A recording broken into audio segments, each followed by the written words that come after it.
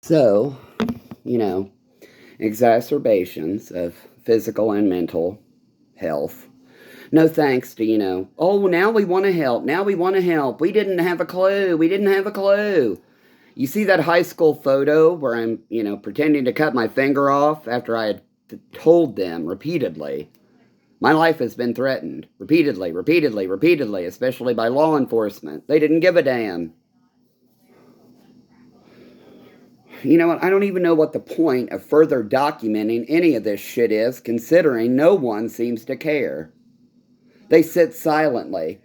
I don't like talking about it. Let the lawyers talk about it. Which goddamn lawyers? Donald with child porn, John Estel with forced blowjobs, Stocky as prosecutor and his goddamn semen, Ray Baguki, heroin and whores, Dolores Woods Baker and her goddamn kids with alcohol?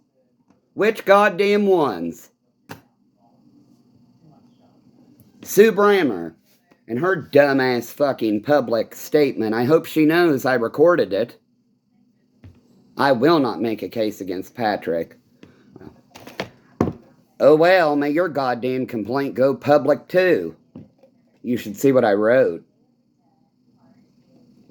Private and confidential. I really don't want these filed into record. I don't want it to be a formal complaint. I just want you all to be made aware of what in the fuck you're doing. Bursting these arteries? Oh well. It's exactly what they wanted. To starve me out so they got their goddamn wish. So should I talk more about my sister and brother-in-law? Cannabis laced with opium from Billy, an employee of Genesis Oxygen in Maysville, when I was, I think, 12, when we went to the WEBN fireworks in Billy's ugly little Hyundai, when he lived at the intersection basically of 57 and Route 10, where the Kehoe's Diner is now.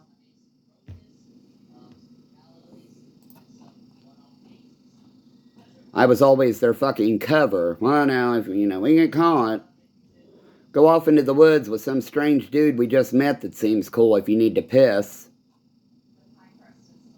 So yeah, Cameron Blau, taking my sister's word, as my mother had told the story to her, I believe is how it read.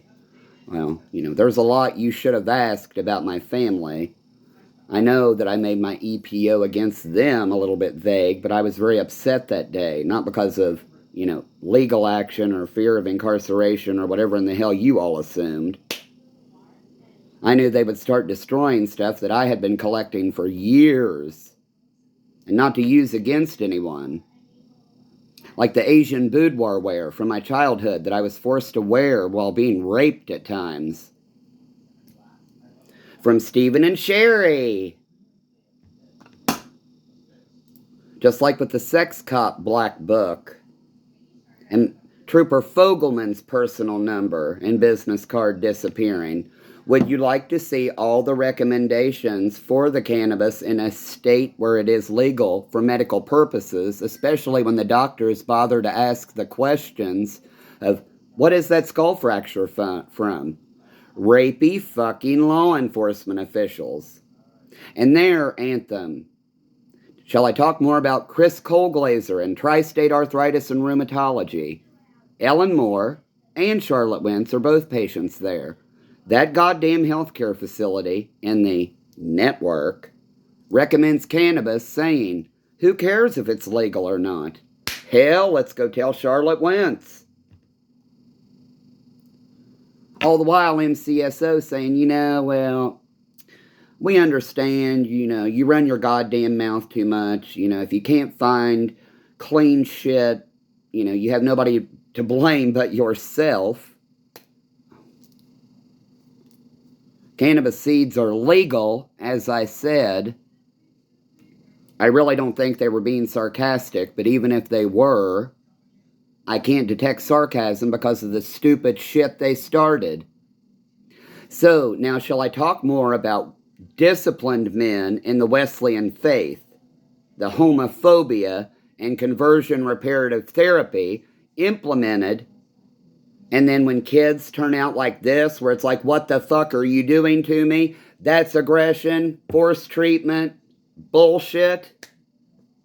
Or shall I talk about exactly how Patrick and Christy are tied to Tony Wins, Charlotte Wins, Wendell Mason, child porn productions out of not only the legal offices, but also on the goddamn farms? I'll be more than happy to. If you think I'm lying, you're sadly mistaken. I'm tired of crying about it. It should upset people. I'm the one who had to live through it. I'm the one who has to deal with these goddamn symptoms. All day, every day. If it's a burden to you and not me, what in the hell's wrong with you? What in the fuck are you on? Just like Kenton Pumpelly. Well, Colin and Amber that night, the walls were melting. And just like with Kenton Pumpelly, leaping up out of A-Flack's basement. How in the hell do I get out of here? Well, I've been drinking. I'm on prescription medication. And I've probably used cannabis. The front door is right fucking there. And I let the dumb son of a bitch drive that night.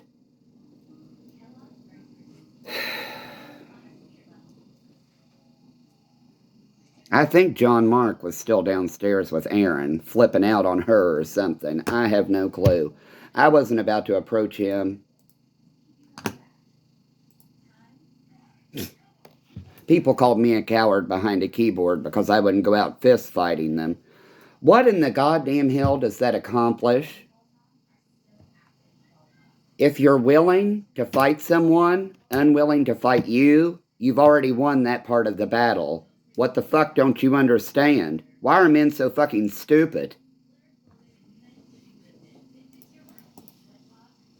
So fucking ignorant.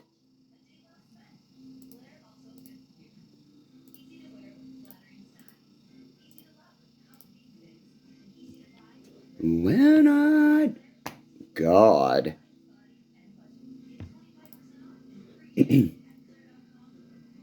When it comes to you, I'm never good enough. Well, I can play 'em like a Ken doll. Won't wash my hair and make 'em bounce like a basketball. But you make me want to act like a girl, paint my nails and wear high heels. Yes, you make me so nervous that I just can't hold your hand.